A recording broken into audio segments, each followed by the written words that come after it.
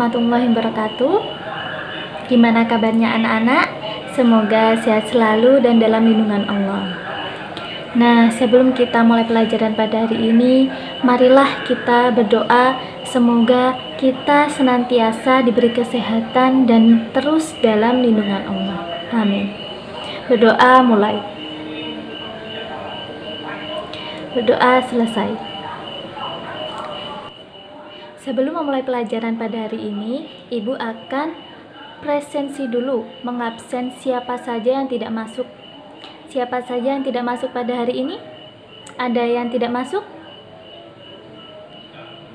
Tidak ada? Alhamdulillah. Berarti semuanya sehat ya? Alhamdulillah. Nah, marilah kita mulai pelajaran pada hari ini dengan bacaan basmalah. Bismillahirrahmanirrahim. Nah, pada hari ini kita akan mempelajari tentang teks prosedur.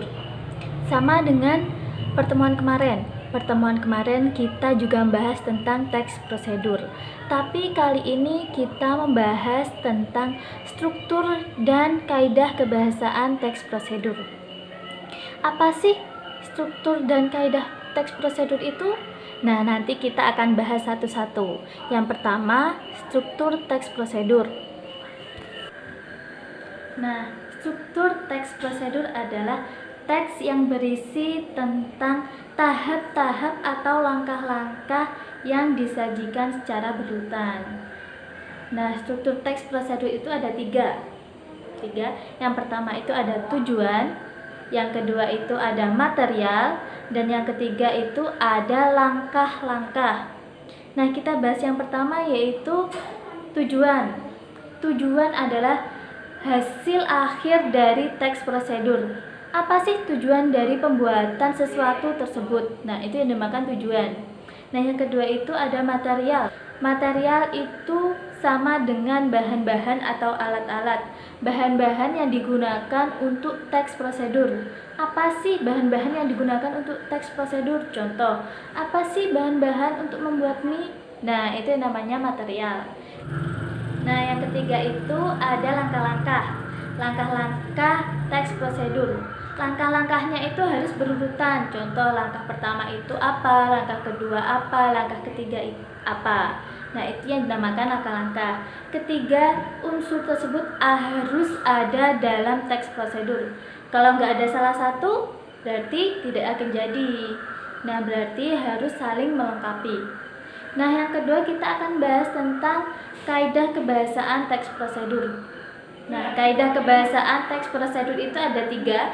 Yang pertama itu ada konjungsi temporal atau kata penghubung, seperti kemudian, lalu. Nah, itu namanya konjungsi temporal atau kata penghubung. Nah, yang kedua itu ada kalimat perintah atau larangan. Nah, ada juga kalimat perintah atau larangan. Contoh, jangan masukkan mie instan sebelum air mendidih. Nah, itu namanya larangan.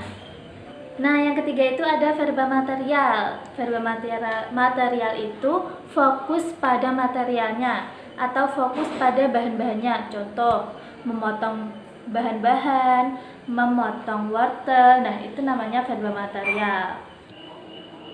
Nah, itu tadi penjelasan dari Ibu. Nah, bagi siswa yang belum mengerti atau belum paham tentang struktur dan kaidah kebahasaan, bisa langsung ditanyakan di grup WhatsApp.